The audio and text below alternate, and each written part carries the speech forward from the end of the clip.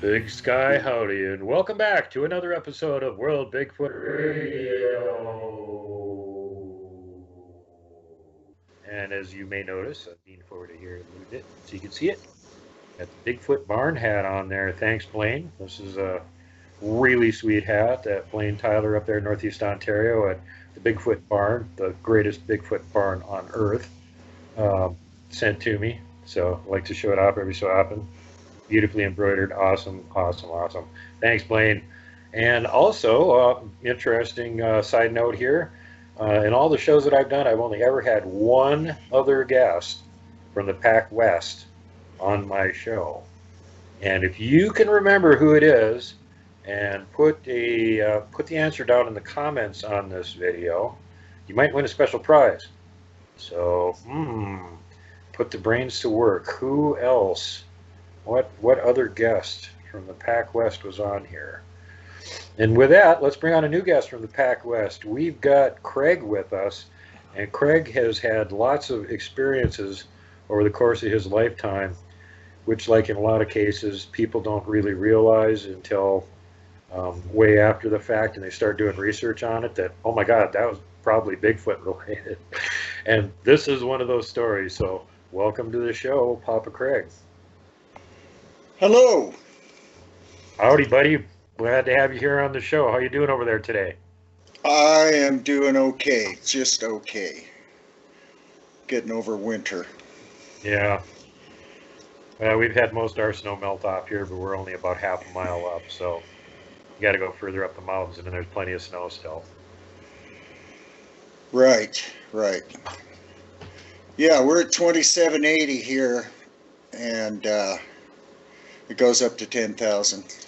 About the same here. We're sitting at 3250, and from my back deck, I can see Mount Lolo all nice and snow-capped at 9,900.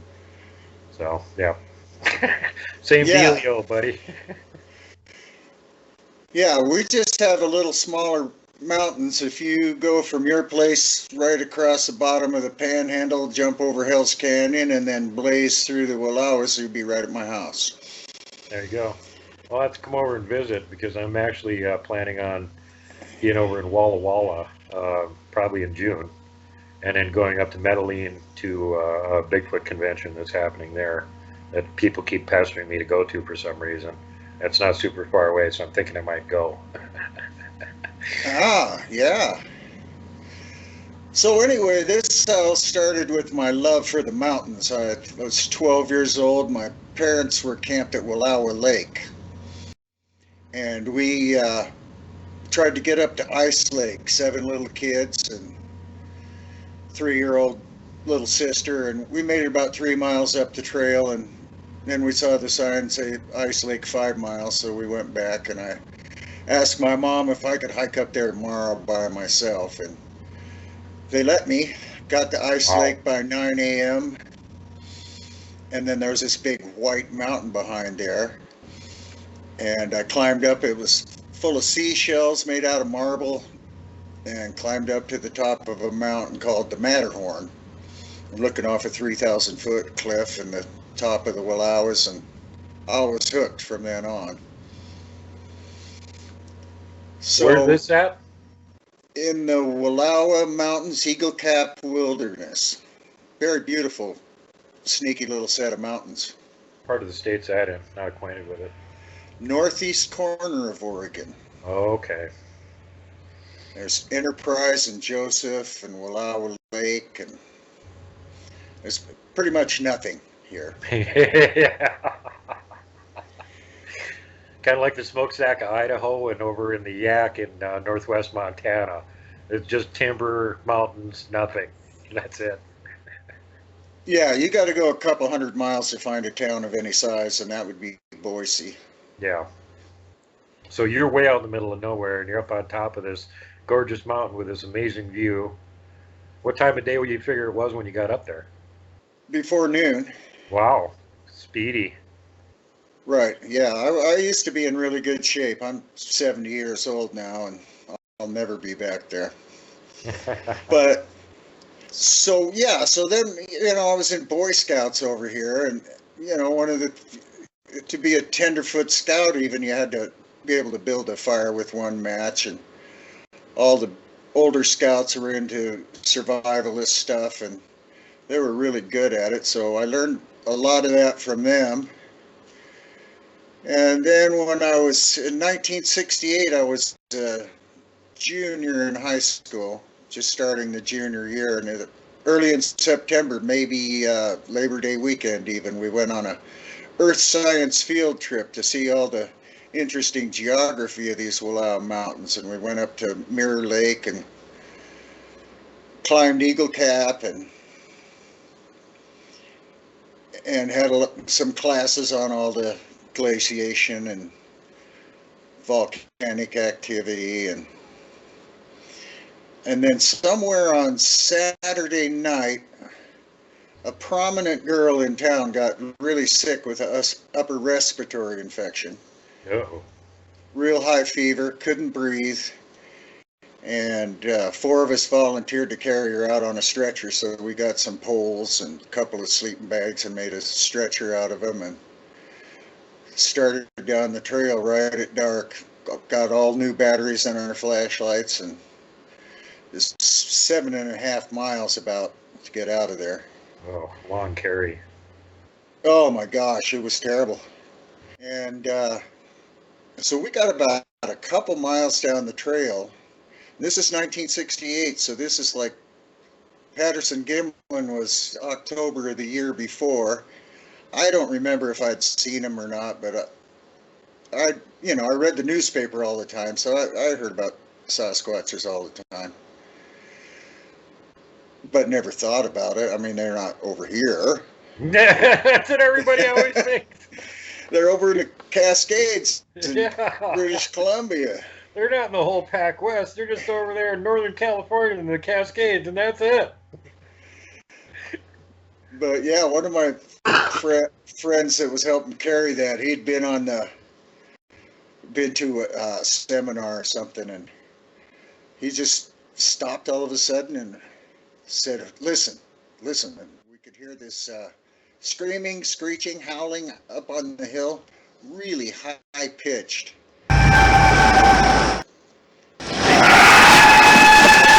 And he says, that's Bigfoot.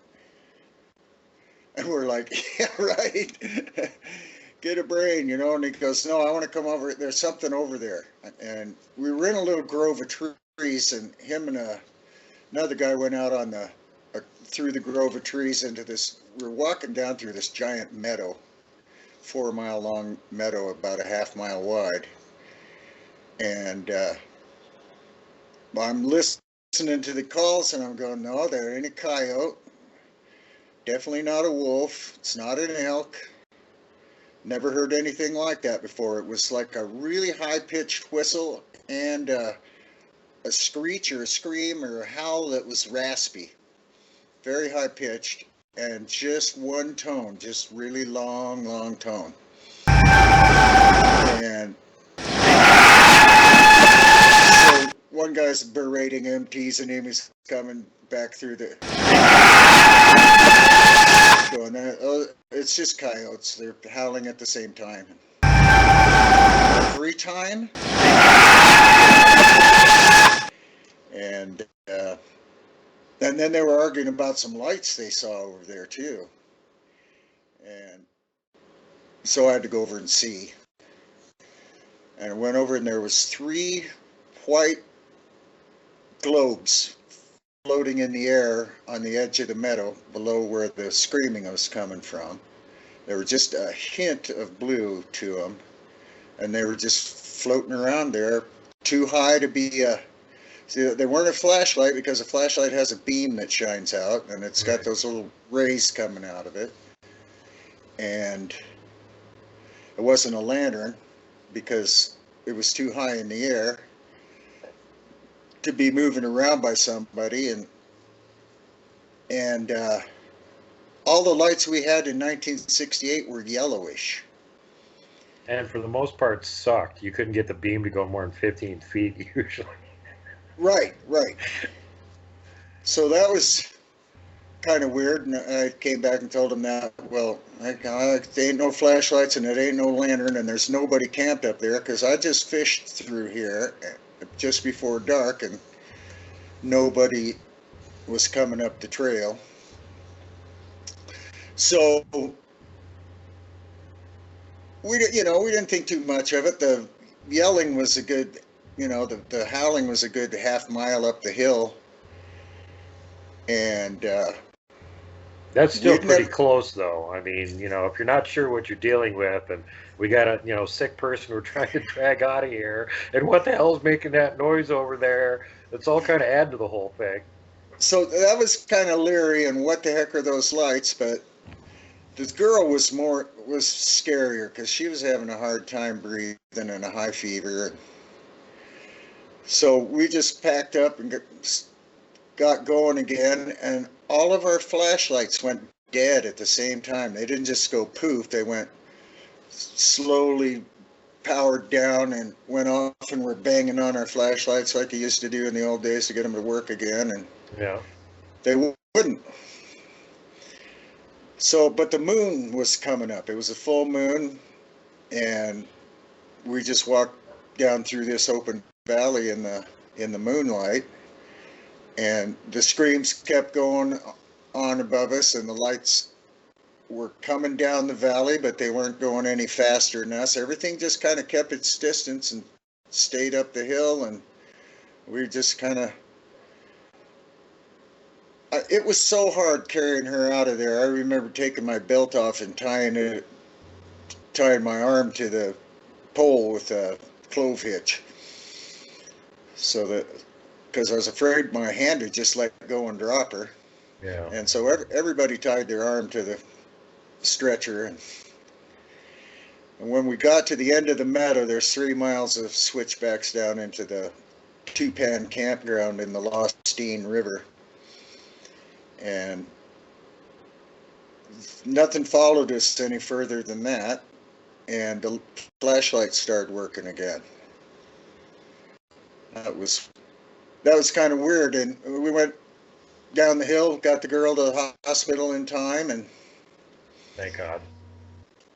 And then the next morning, some of our other friends carried out our packs and stuff, and because it was time to go home.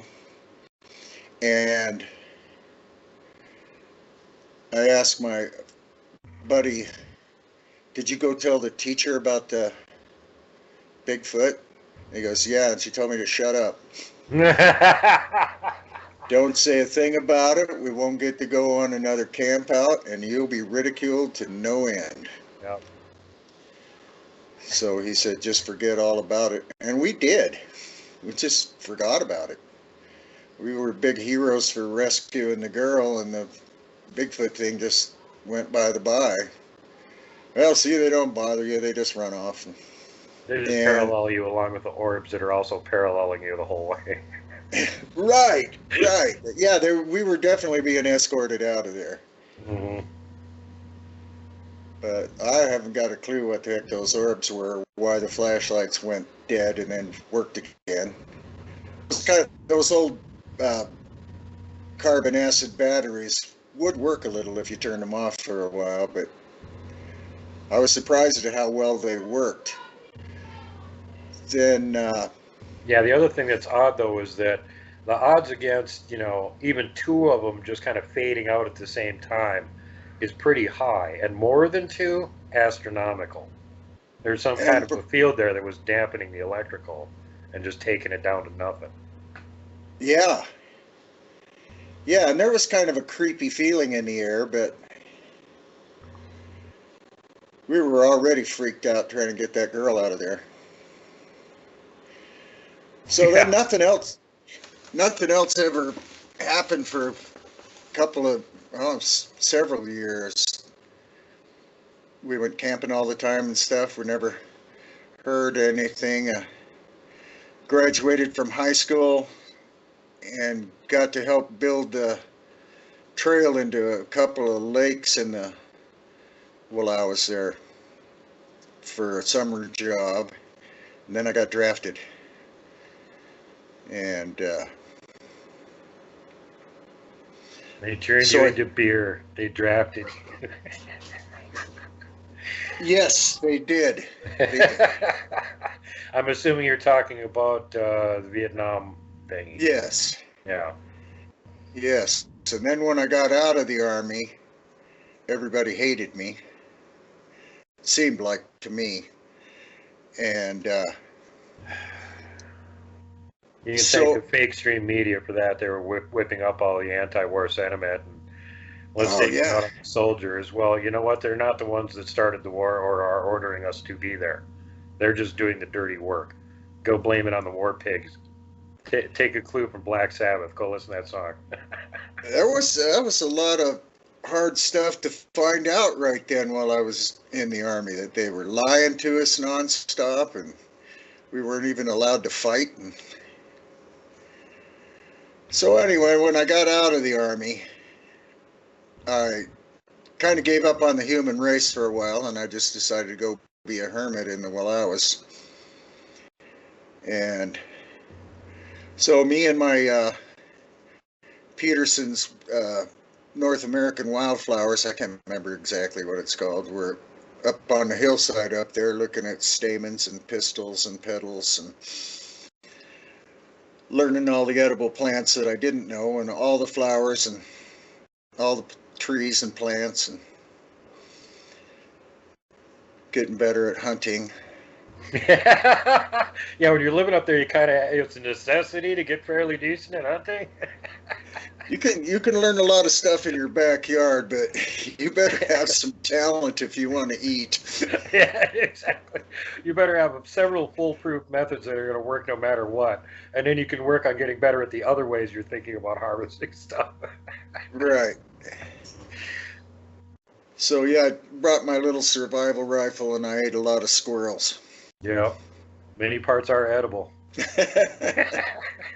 Especially if you're hungry. Yeah.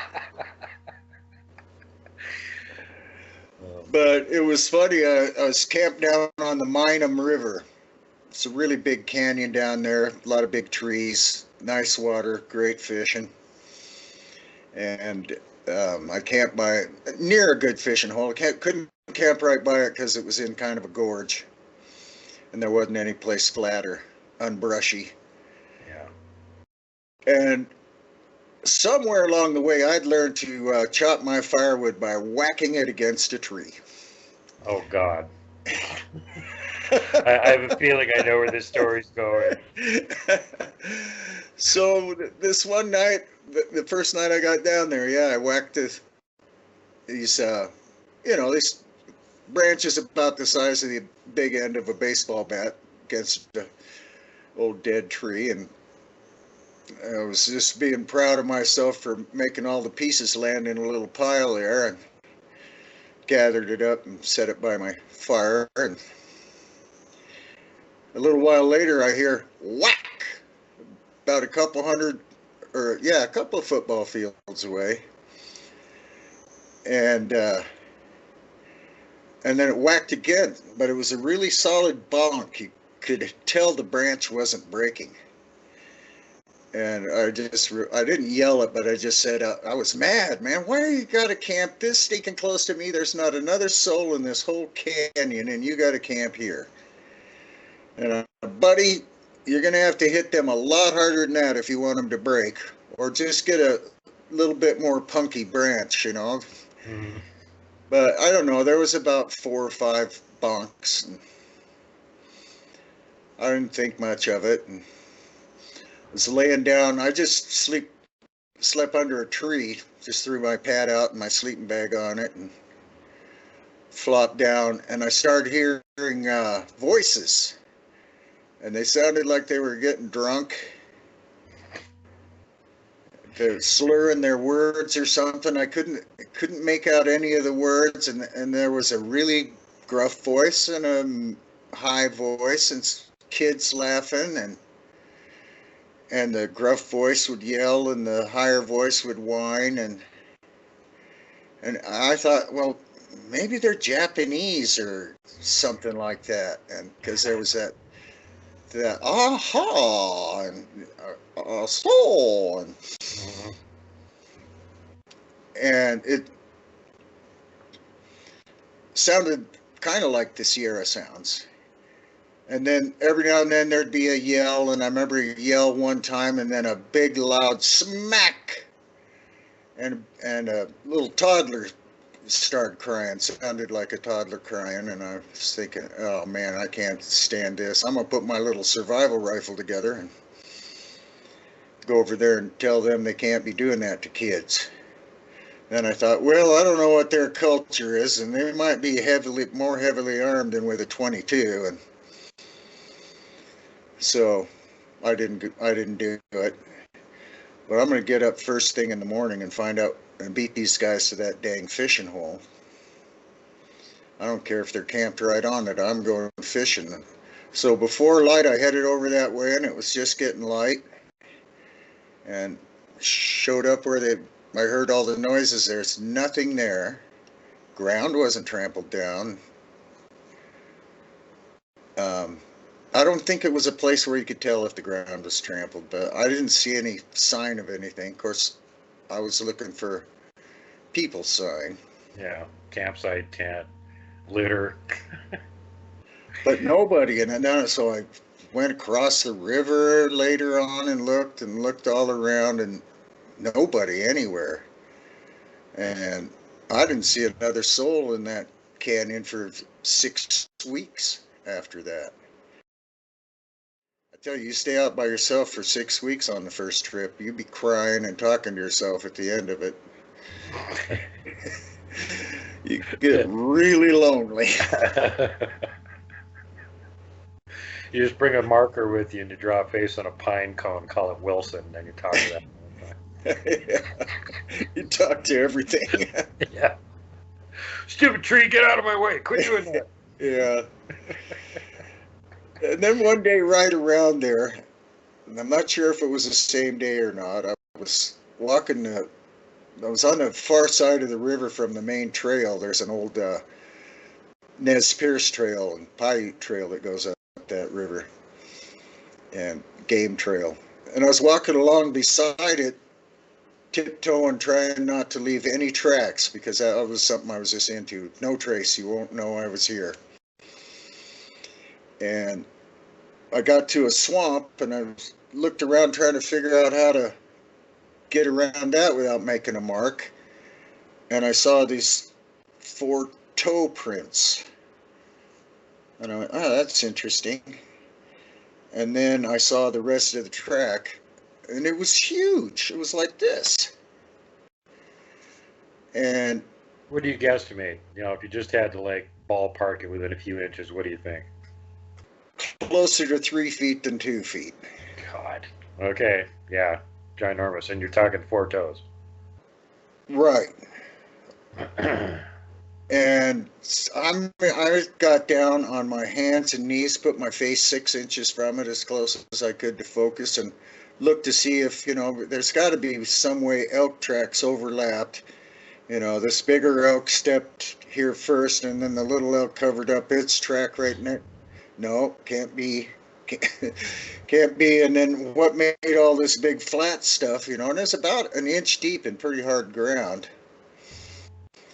And I looked out in the swamp, and there's great big post holes in the swamp, where the grass was stomped through. Oh God. but nothing coming out the other side that I could see. And I went backwards, and there was two more fainter tracks, a fainter track behind it, about 10 feet, 12 feet behind it. And back there further was just a few marks that I could see were part of another track. And I just had smoke coming out of my ears. There can't be anything like this. This just can't be. I don't know how the heck that happened, but there ain't anything that's got feet that big. And just went about my merry way and didn't worry about it anymore. And later on, I would have to go up the hill to get some plants and do some hunting and stuff, and I would sleep in these high meadows near the ridge tops, and I would play my harmonica, and I would get interrupted with screaming on top of the ridges, with the howling, screaming, whatever. That same thing with a high whistle, long high whistle. Can't whistle right now, dry mouth. And I just listened to them, lay there and listen to them. And I remember in later trips in the next couple of years, I would be camping in those meadows with my friends, and these two or three in particular, we would hear them howling up on the hill like that. And I'd say, well, my friend so-and-so says that that's Bigfoot. And because even the strange people argument and stuff down there in the Minam River beforehand, I just thought, well, that's just spooks, I guess. I don't know. Nez Perce say this place is haunted. Yeah, haunted by trolls with 3-foot long feet. Yeah. And by the way, interesting side note, what very few reports we do have about these guys. One of the most famous ones was a young Indian brave that was out hunting with a group of older natives, and they were on a hunting trip out in the woods. The rest of them were all sleeping. He woke up because he was hearing this weird noise, and he went in through the darkness in the forest to see what this noise was. And what it was a high-pitched whistle. And when he got close to the whistle, he saw what was making it was a friggin' mountain giant that promptly spotted him, grabbed him, and took off with him. Whoa! Yeah. Because that's. Thought I'd mention that now at this point. Because that's what I was hearing a lot. That long, high-pitched whistle, huh? Yep, just a high-pitched monotone whistle. Oh my word! Yep. And that's one of those reasons, again, let me stress this, because I mention it occasionally whenever this comes up, and this is a great opportunity. When you're wandering around the woods, don't whistle. Yeah, and I did it all the time. Oh, God. Whistled, played my harmonica, and sang songs. And yep. Well, the Sasquatch, I think, actually kind of like that. They like that. We're making music or whistling a tune or something like that. But here's the mountain giants do that flat, high-pitched whistle. I don't know why. Letting everything know they're coming or something. I don't know. Yeah, creepy. And then the Gugli supposedly actually have a language of whistles that they use to communicate with each other when they're hunting.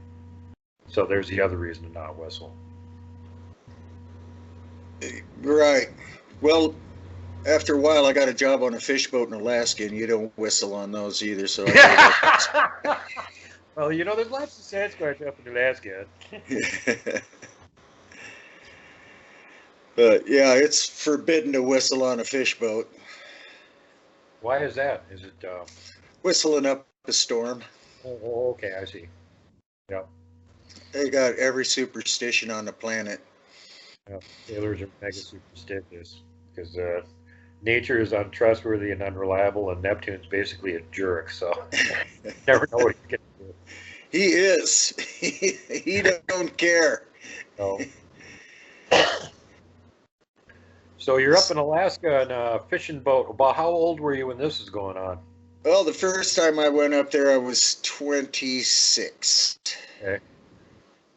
So you're a pretty seasoned youngster and in really good shape, knows how to survive in the woods, not get stepped on by a troll. Evidently. Dude, I'm sitting over here just going, I'm so glad that I'm not you right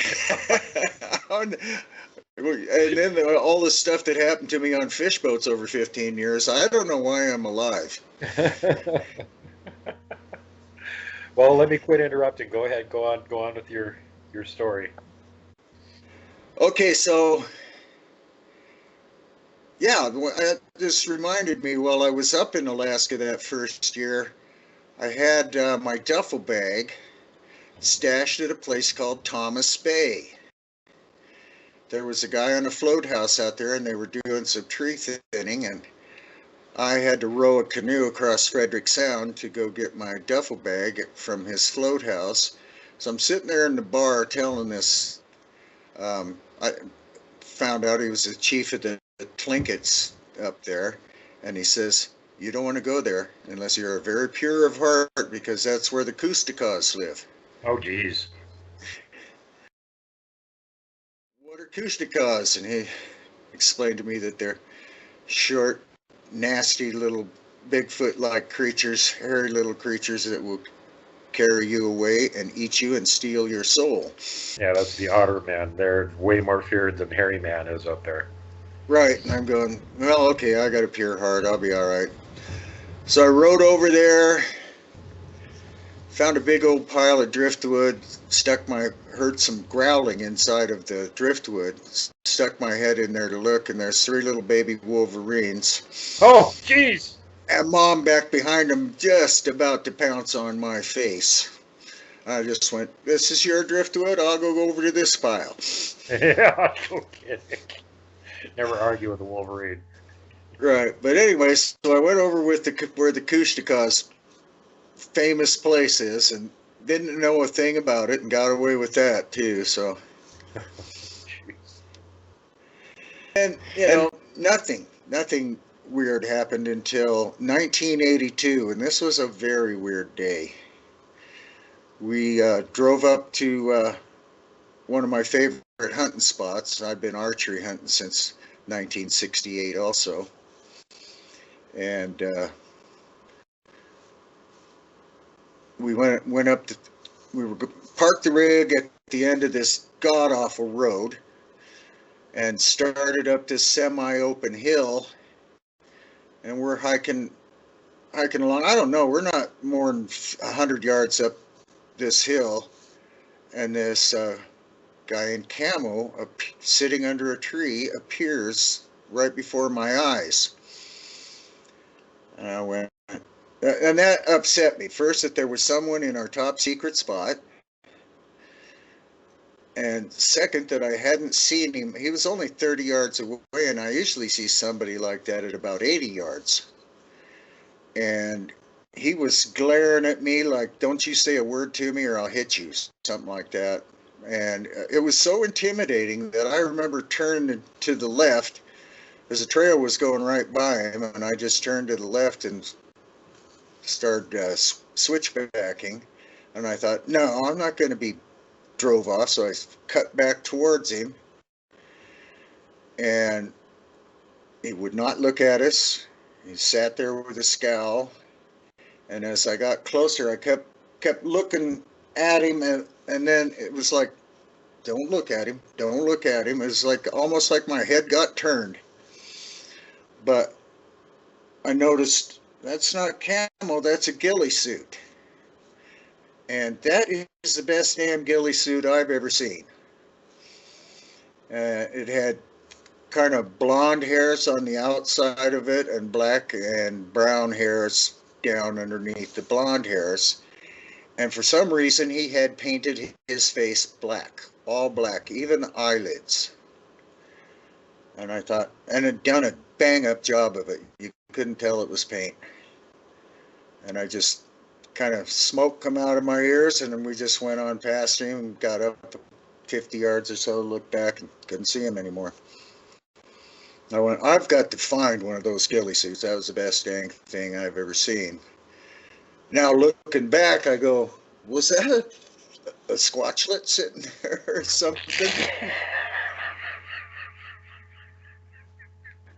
Not knowing what to do. Well, shit, he's seen me. Damn it, quit looking at me. Parents are going to Right? get mad. You're not supposed to see me. Quit looking. Damn it, quit looking. Dad's going to get mad at me for you finding me. Yep.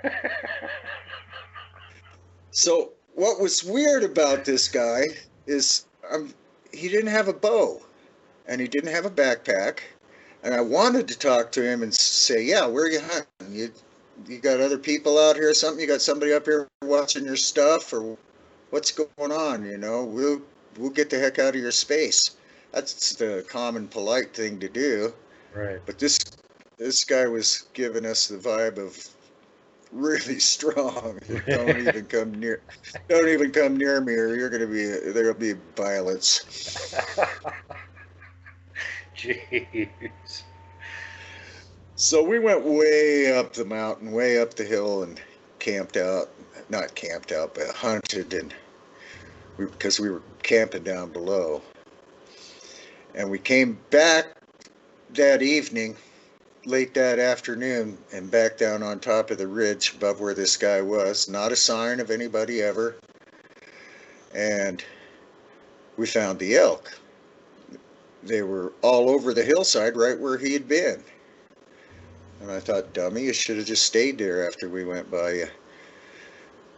And we screwed up a great big bull. He got away, and we moped our way back down to the bottom and started a campfire. And just as we got the campfire lit, just as it got full on dark, which was great timing, I thought.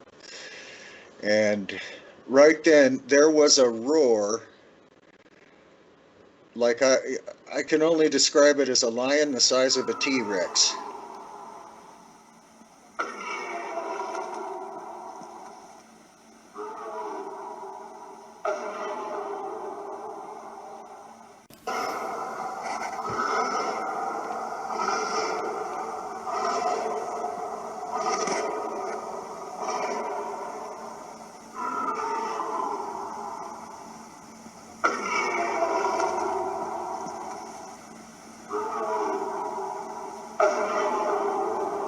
And man, I felt the fear, the panic well up in me, and my buddy's standing there doing the same thing, and we're fumbling for our bows and trying to knock an arrow, and my mind is racing, going, what in the world could this be? Because Bigfoot was just not in the...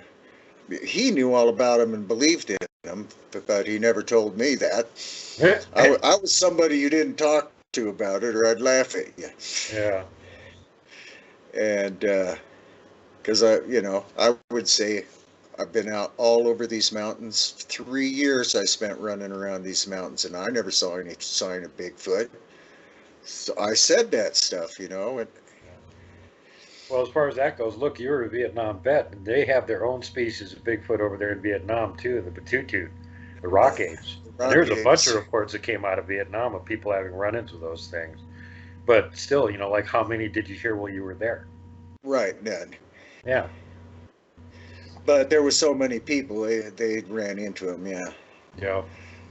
So that roar, and I'm thinking, it's got to be a moo cow. That's the only thing even close. We got some big Simmental bulls running around here, a few, 3 or 4 of them, 1,800-pound, 2,000-pound bulls, big yellow, mean. Yeah, I don't want to run that in the dark either. That'll mow your ass down. Yeah, I've had to play ring around the pine tree with them things a few times. Play rodeo clown with them. Yeah, exactly. Use the pine tree for the barrel and stay on the other side. Yeah. But, and so I thought, God, I said, it's okay, Will, I know what that is. And he said, what? I said, it's got to be one of them big Simmental bulls. That's the only thing that's big down there. Now, we grew up in cow pastures, and so I'd never heard him do that before. And so he goes, yeah, right. And he stayed scared, and my fear just dropped right down, and I did throw a whole lot of firewood on the fire, and luckily we were camped right by a whole lot of firewood. Good precaution. Right. We didn't put up the tent. We slept right by the fire. He didn't sleep. I fell asleep. Woke up before daylight and waiting for it to get daylight. And I says, you know, when it gets light, I'm going to go over there and see if I can find bull tracks over there. He goes, well, make it quick. So I took off. We would have took off right out of there the night before, but the dang roar came from right by where the Jeep was parked. Oh, so God. we weren't going to run up there and hop in the Jeep with something standing right by it, like a T-Rex or something. I fully thought there was a monster coming for a minute, and nothing happened, not a noise after that roar. And I said, well, we're all right. You know, nothing happened last night. He says, something was walking around in the forest up above us all night long.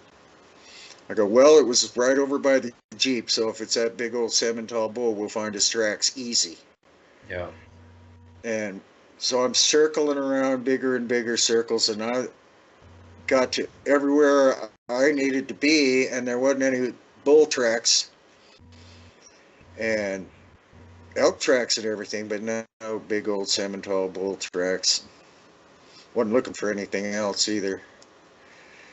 And he's down in the Jeep with all our stuff thrown in the Jeep, going, let's go, let's go, let's go. If you don't get in the Jeep right now, I'm leaving you. It sounds like he was pretty well convinced he knew what was out there, and he didn't want to hang around anymore. No, he knew. Oh, man. And he never went hunting with me again.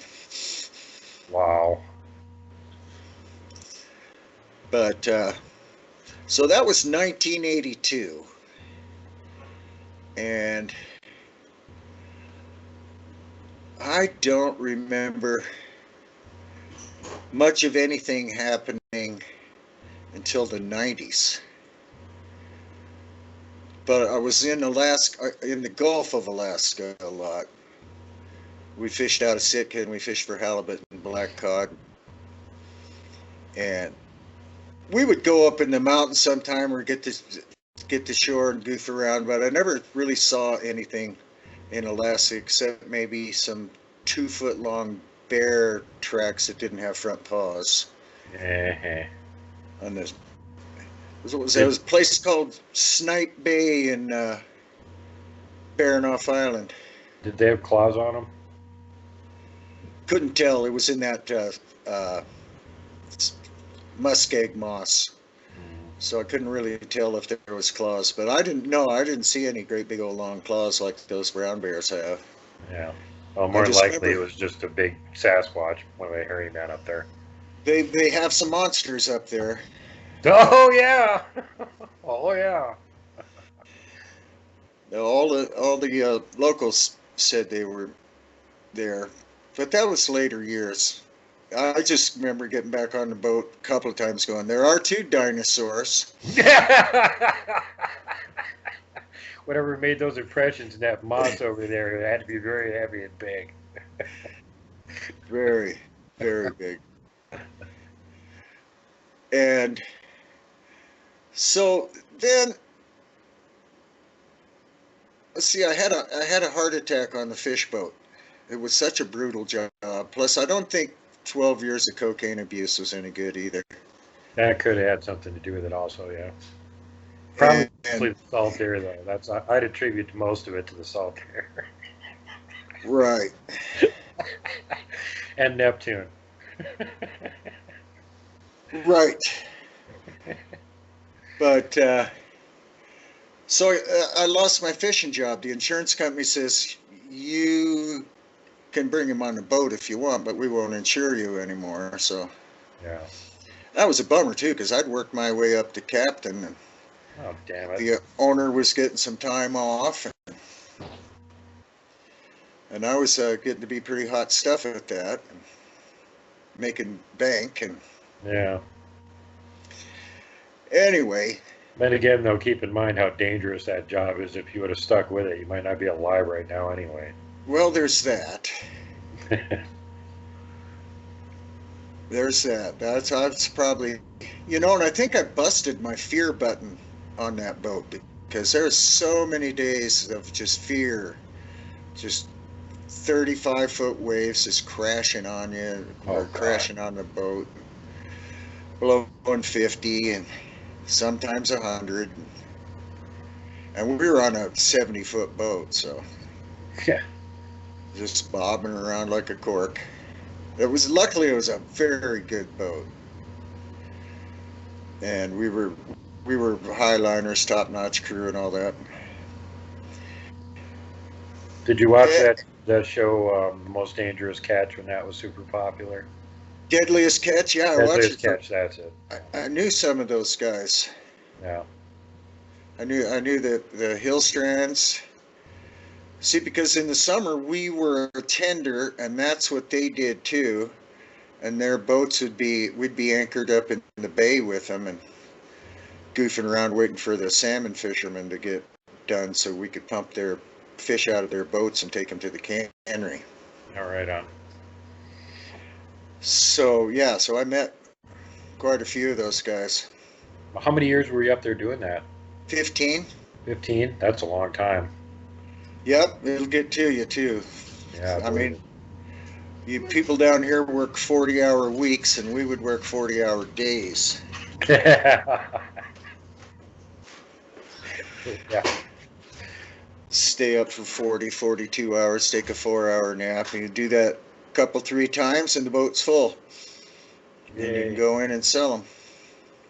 Because it was, that I was saying that on the Derby days, how fast can you catch them? There's a certain amount of quota to catch, and when that's all caught, the season's closed. And we did a lot of politicking to change that. And people watch Deadliest Catch could see how that happened. Anyway, even during fishing, I would only have to work about 6 months out of the year, and then I had 6 months off. So I did a lot of hunting and steelhead fishing down here. I would come back down here. I had kids down here. And I remember quite a few times steelhead fishing that I could hear rocks splashing in the water. If I was on a steep hillside above with a tree-covered hillside on those fishing holes, it's funny because I would fish with a bobber. I'd float a bobber down the river, and as the bobber gets downstream from me, you turn your head and you watch it like that, and there'd always be a splash up there, and I'd look to see if it was a steelhead splashing, but a steelhead's got a sploosh, and a rock landing in the water's got a whack sploosh. Yeah. And if it's big and not very deep there, it's got a whack sploosh whack when it hits the bottom, too. Right. But it seemed like it was always deep where it hit. And I couldn't figure out who was messing with me or if anybody was, and how in the heck they were throwing softball-sized rocks that far. Huh. Huh. But, that happened a few times. Some hard to tell howls up on the hill sometimes. You couldn't really sort them out because the river was running by. But I remember one time in particular, I went down to this really good fishing hole called Rondawa in January, and it's just the kind of place where everything goes for the winter, down into the lower canyons, and all the deer and elk and everything go down there. And there was this smell. Me and my doggy got to this chocolate lab that went with me everywhere, and we got to the river, and it smelled like semi-rotten fish and garbage, and I don't know what else, wet hair maybe. And it was a new smell. I had never smelled it before, but it just reeked everywhere. And I thought, you dirty, rotten so-and-sos, whoever was fishing here yesterday, you threw all your suckers up on the bank, and Yeah. we really want those things to clean them moss off the rocks in the summer. And so I went along the riverbank searching back and forth, looking for them, trying to clean them up, trying to find out who left their garbage there or what the heck it was. There was nothing, absolutely nothing. And then I got to checking more and sniffing, and wait a minute, the wind's coming from uphill. It's not blowing from the river, it's drifting down the hill. Walked up there ways, nothing. And it just felt heavy and creepy. And we fished for a while, no fish, nothing.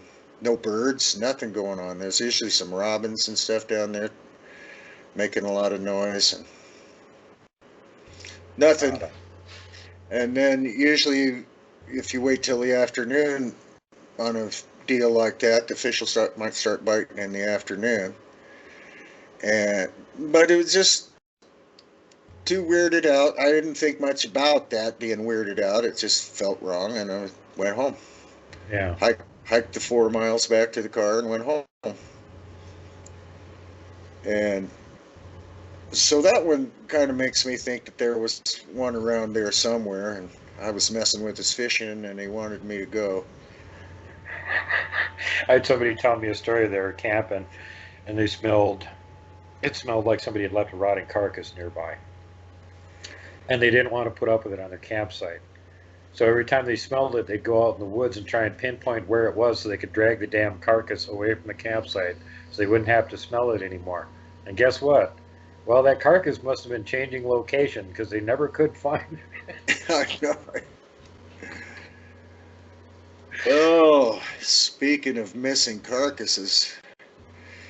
Anyway, so I did a lot of elk hunting, like I say. So somewhere through the 90s and the 2000s, I think in the 90s I hunted with a rifle. I was always fishing in September when it's archery season, and it was, I could make $20,000 or $30,000 in September or go archery hunting.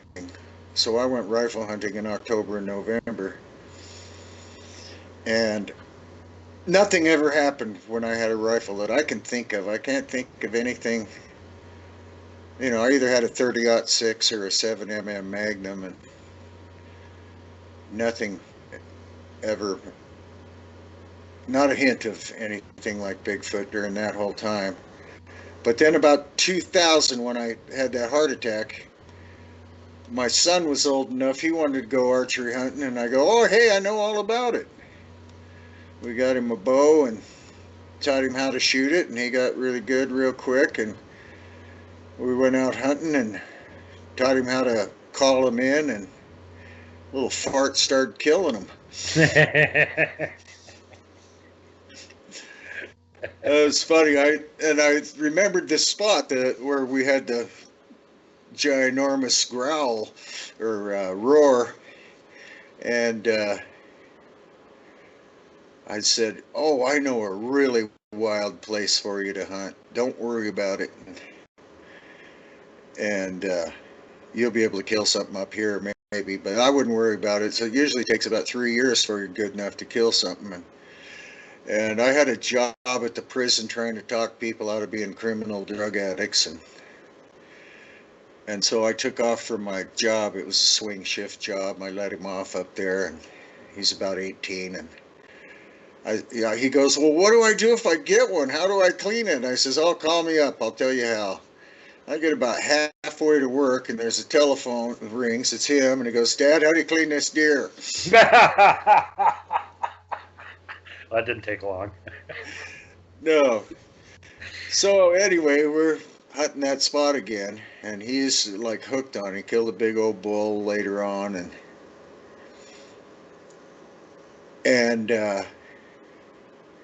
but we had this ridge we found that had a really good little point, had a big giant granite boulder on it that we could circle around and hide behind it depending on what the wind was doing. But the nice thing about it was the wind never really blew away from this rock on this point. It just always seemed to be the right direction, so the elk couldn't circle around you and wind you. And Also, they just seemed to be dumb enough there that they charged up. But there was a bedding area, I think we call them a park, where a lot of big trees, a lot of little trees, and that's where all the elk like to go lay down and sleep. But it was a spooky area, kind of haunted. And a lot of times we'd be hunting down there and it'd just feel really bad and we'd get out of there. And a lot of times walking back, we'd be, 3, 4, 5 miles out with this special little trail that we would hike from our camp out into this big giant canyon. And we'd be out there about 5 miles, and if we goofed up the elk, we had to walk back in the dark. Yeah. And we didn't have a gun, we just had a sharp stick. And Yeah. well, there was nothing in our woods at that time that, other than a black bear or cougar, that could hurt you or would hurt you. And they just never did. Never mind the one that woke me up sniffing my face one night, but the black bear.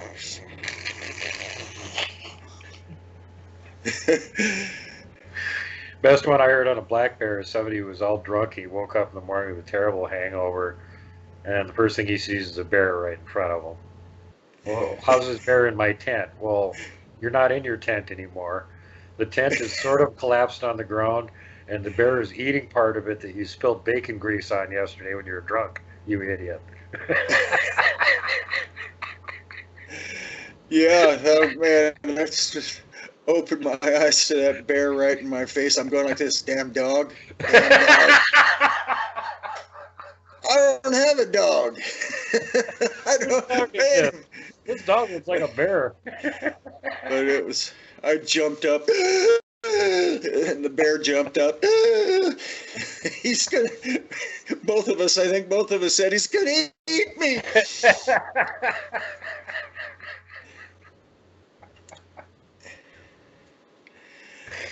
And so I had this half-cooked 20-inch bull trout. We were allowed to keep him in those days laying by the campfire. And that's what brought him in, was leaving the damn dinner laying by the campfire. Yeah.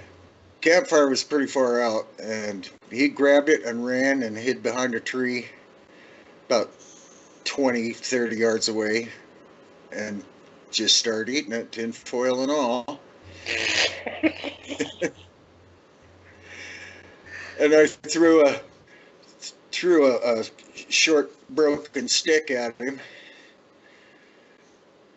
about that big around, and Yeah.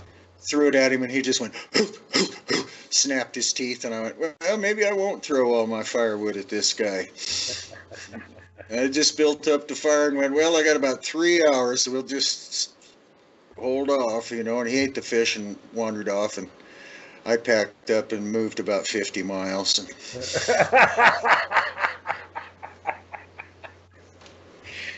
Oh, Lord. I used to run into bears more often than just about any local animal because we were about 2 miles from the county dump. So they were going through the area all the time. It was like hazard land there. Yeah. So we would be hiking back on this trail at night, and one of the cutest little birds I got out in the woods is called a nuthatch, and it's got a pretty little song, but it does a little sneaky little thing in the woods. It's a little tick, tick, tick, and I remember hearing that, well, long time ago, going, what in the world is doing that? Is it edible? I remember back in the days of living off the land, and I'd see that dinky little bird about that big running up and down the branches going tick, tick, tick. And I went, okay. Well, a lot of times hiking trails since then, I've heard that little tick, tick, tick, and I can't find any nuthatch doing it. They're not really afraid of anything. I mean, they're pretty easy to find. They just keep ticking.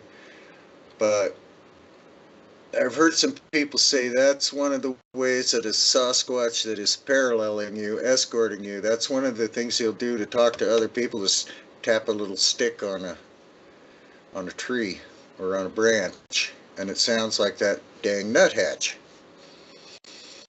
So I've heard that a lot of times at night when they should not be doing it.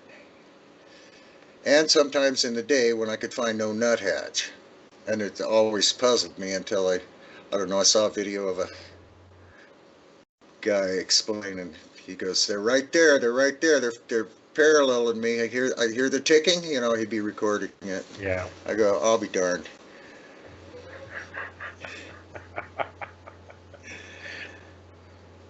So a lot of times when my son had to work, I'd have the day off, and I would be walking that trail back at night. Never seemed to have anything happen in the morning except scare off elk, because I would walk out before daylight too. And you know, you can tell when something's looking at you. Yeah. In the woods, you can feel it. You know, but there's a difference between when like a squirrel or a deer is looking at you. You know, you get that feeling of something's looking at you, and look over here and go, oh, there's that damn deer. I'm busted already. Mm-hmm. Yeah. Or there's that squirrel and he's about to snitch on me. But when there's a predator, it's a little creepier. I remember once a couple of times walking on that trail, my skin would start crawling on my back and the hairs on the back of my neck would bristle, and I had my little headlamp on, about 340 lumens or something. That's fairly bright. And turn around and there's eye shine. Of course, there's a cougar right behind it. Yeah.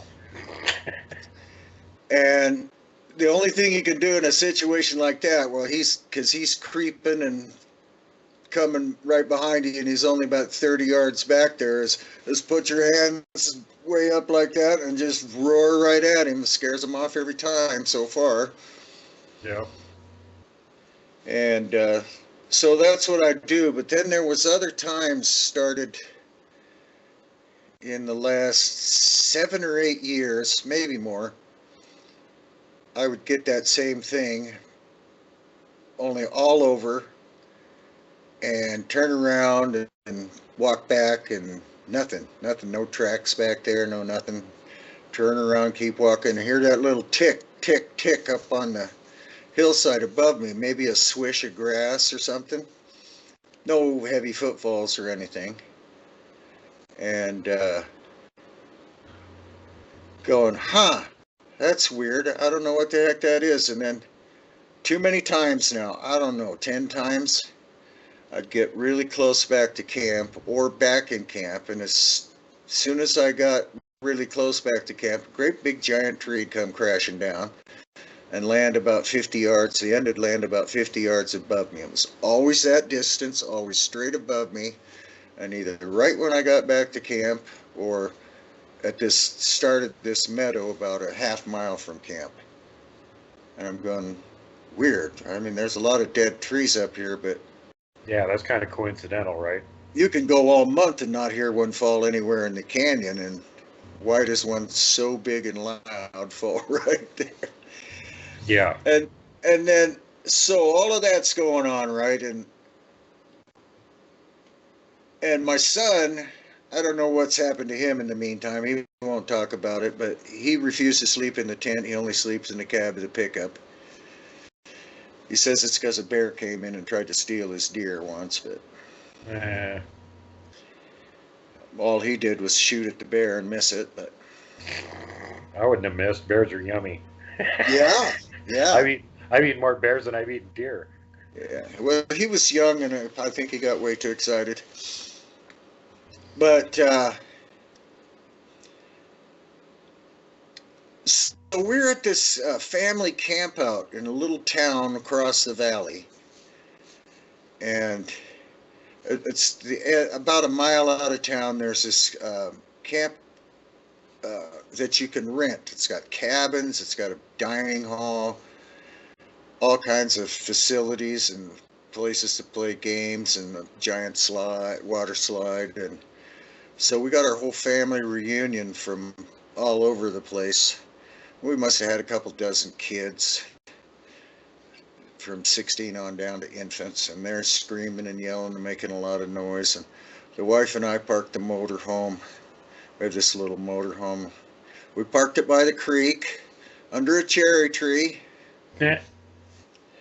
And just we're having a great time. It was hot as all get out, so we were parked under the tree for shade and stuff. And my wife picked a few cherries, and I remember seeing some really dandies that I was, oh, I'll get a stick tomorrow. A long branch with a fork, upside down fork, and pull those branches down and pick those cherries. And we got in bed, and this motorhome has a bed over the cab. Right. So they're kind of 18 inches tall or 2 feet tall and kind of cramped, and kids were playing in it, and they tore down the curtain, but we didn't care. We were just down by the creek where nobody else was around, and about 3 o'clock in the morning, we're sleeping away. The air conditioner blew up there. That's why we slept up there instead of down on the settee. And she just jumps over me. And she's laying, and boom, over me. And she's a little old lady. And down onto the floor, and I crawl over and look, and she's down there shaking. And I goes, anything wrong? She goes, no. And she's rubbing her eyes and looking at the front window. And, you're all right? You got to go to the bathroom? No, I'm okay. I'm just going to sleep down here, okay? I don't like that window. And the next morning I get up, and how are you doing? She goes, would you do me a favor? Would you go out the door there after you get your coffee and tell me if any of the leaves on that cherry tree right in front of the motorhome could possibly have looked like Bigfoot eyes in the moonlight. And I go out there, and there isn't a tree in front of that window for 40 or 50 yards. That's really. And I go back. Yeah, I stick my head back in the door. Which tree, honey? The one touching the window. There's no tree for 40 or 50 yards, honey. Look. She goes, huh. I go, why? Did you see a Bigfoot last night? She goes, yep, looking right in the window. And I go, oh, he likes you. She shut up, wouldn't talk to me because I laughed at her. That explains why she jumped over you, though. And I got to thinking, oh my gosh, I really wonder, all those kids. I remember later that day I went to get me a branch and pick them cherries. They weren't there anymore. And that explains what he was doing there. He was nabbing all those cherries before the humans got them the next day. Yeah. Yep, and then he was speaking right in at Nana there. And, I mean, his face was 6 inches from that window when she opened her eyes. And she's still shaking her head and trying to figure out, was that a dream? Was it not? And, you know, finally, I don't know, it was a couple years later, like last year we fired the cable company. And I discovered YouTube because we went online streaming stuff, and I like hunting, so How to Hunt was recommended. I was watching hunting shows, and How to Hunt comes on, and I go, okay, let's see if this British Columbia guy knows what he's doing.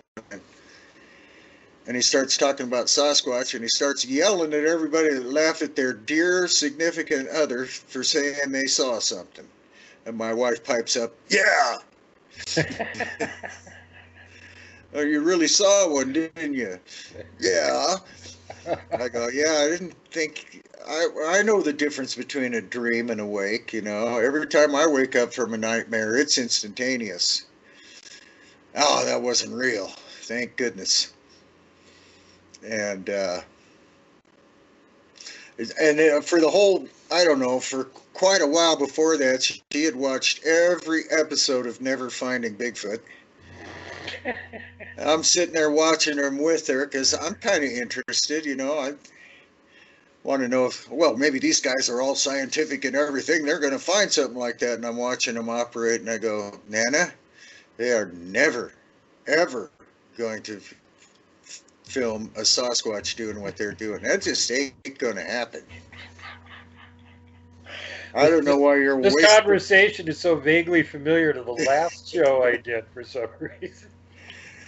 They're lucky to see a tame doe with what they're doing.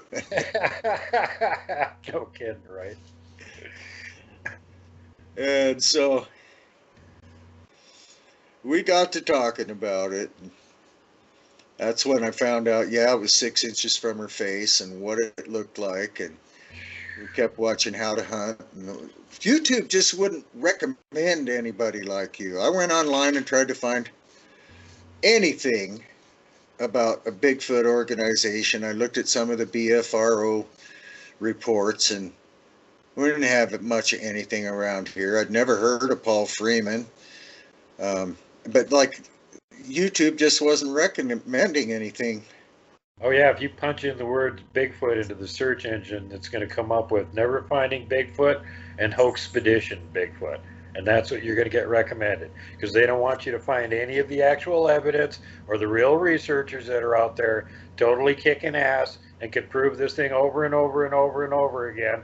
Practically every episode they turn out, they prove it. Yeah, I know. But YouTube doesn't want you to see that. Go watch that fake ass crap from Hollywood. Right. So yeah, over the last year, I've found most of you guys, and holy cow. Yeah, so now it's like, beep, whoa, there's tons of evidence out there. Those damn things were all around me the whole time. Yeah. Well, I have so much fun with some of these guys I have on the shows, especially the repeat offenders. And some people don't realize how hardcore these guys are. Because like I got Blaine, I'm wearing his hat right now. Every week or two, he'll send me pictures. Oh, here's 3 or 4 pictures I got across the slough. There's Bigfoot in them. Every freaking time. Yeah. And he ain't even making videos. He's too busy doing other things right now. But I got out there and I got some pictures, and I'll put a video together at some point. Whatever. Yeah. I don't know. You guys are, I mean, as brave as I've been in my life, I think I've pushed it too far. I really don't want to go look for Yeah. looking for them, but I'm not sure I might have to. Gosh, what happened later that very same year? That was 2018, and my son and I are out archery hunting. Actually, he's out archery hunting. I get a telephone call. It's really wonderful with all this cell phone service nowadays. And he goes, "Hey, I just stuck a bull really good. There's blood everywhere. Come on out and help me." And I go, "You want me to bring my dog?" And he goes, "I don't think you need to. He's bleeding like crazy, and I'll bring him anywhere." So I get my faithful yellow lab Trigger, who can track anything. Labs are really good trackers. They track by air, by ground, by sight, by hearing. I've had them find a dead elk from a quarter mile away, just blaze right to it. Not supposed to hunt them, track them down. It used to be legal, then they made it illegal when all the bunny huggers freaked out about dogs chasing wild animals. But anyway, but what is legal is I grabbed my shotgun. It's grouse season. Come on, Trigger, let's go hunt some grouse. And we took off, and lo and behold, we come across this bloody elk trail. So I've got to chase him down the elk trail with my shotgun. And we run into my son, and he's crawling around on the ground. And he goes, "Look," and here's this great big gigantic pile of blood thrashing where the elk had died, and no elk, and nothing leading away from it. And the ground is the kind of ground that's so hard, it's covered with huckleberries, yet still hard, sparse huckleberries, but still hard that bear won't leave a track on it, an elk will barely leave a mark on it. And my dog went right to that spot, sniffed around, and laid down, and would not track anymore. And we never could find that elk. And And finally, after an hour of circle or 2 hours of circling, it was starting to get dark. Circling and circling in bigger circles and not catching the trail again. And making the dog come with us. He goes, well, what the hell? Did Sasquatch just jump out of the tree and steal it? And I go, I guess. But still wasn't convinced, because that just wasn't even on my mind even then. That's not 2018. Yeah, but this is an elk you're talking about. This isn't some little white-tailed deer. What's going to pick it up and walk off with it? A forklift? This is a quarter mile up from where we heard the T-Rex howl or growl. Oh. What a roar! Yeah. And so yeah, that was funny. Another thing during that year too, she was looking. We were watching Survivor Man Bigfoot too. Going like, well, maybe this guy will find some decent evidence or something. And so we were looking at the tree breaks and stuff, and I said, Nana, I have seen those tree breaks all over the place out in our mountains, but I don't know.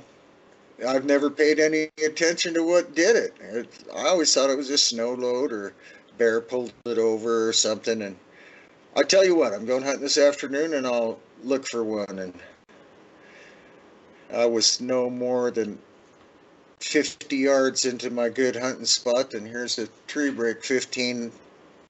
It's a classic tree break, 15 feet up in the air on a little tamarack or lodgepole. Took a picture of it, sent it to her. Went a little ways later, here's another one 7 feet up, brand spanking new. Definitely not snow load. Still nice fresh wood, just got broke. Right. Yep.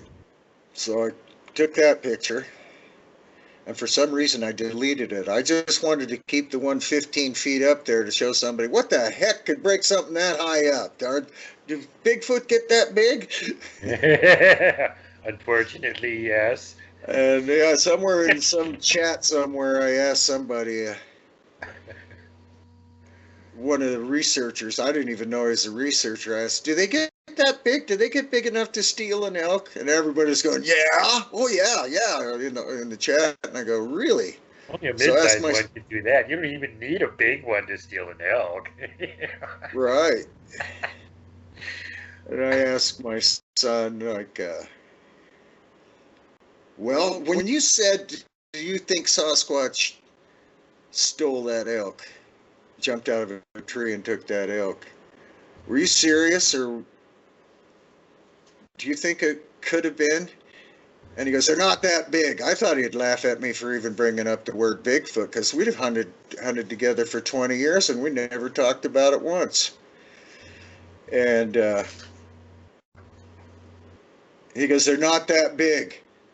I go, well, what if one had footprints about this flipping long?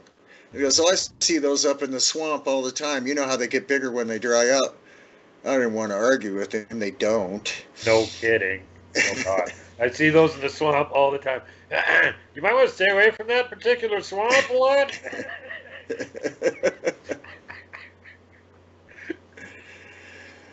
But he's still convinced we just suck at tracking, even though I've been doing it since 1968.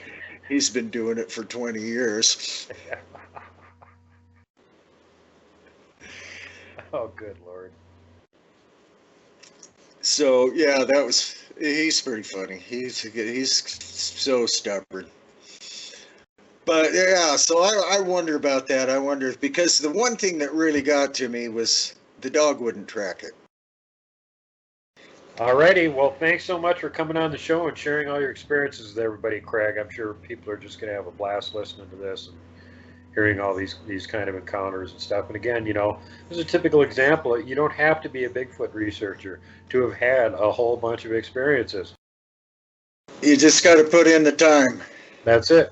Do a little bit of research. And like Wes always says in Sasquatch Chronicles, who do you want to hear the story from? You want to hear it from a cop? You want to hear it from a judge? You want to hear it from a scientist? I got people from every walk of life that have seen Sasquatch, had experiences, and some of them are finally starting to come forward and talk about it. So don't let people ridicule you. I totally agree with Steve on that one. Put your foot in their ass. That's Yeah. fucking bullshit. You saw something that was real. They weren't there, so how the hell do they know what you saw? Don't put up with their crap. And meanwhile, thank you so much for being on the show, Craig. I really appreciate it. Everybody else out there, you know what the common rule is for this show and those that are followers, and that is do not hug the Wookiee. Thanks, everybody. Good night. And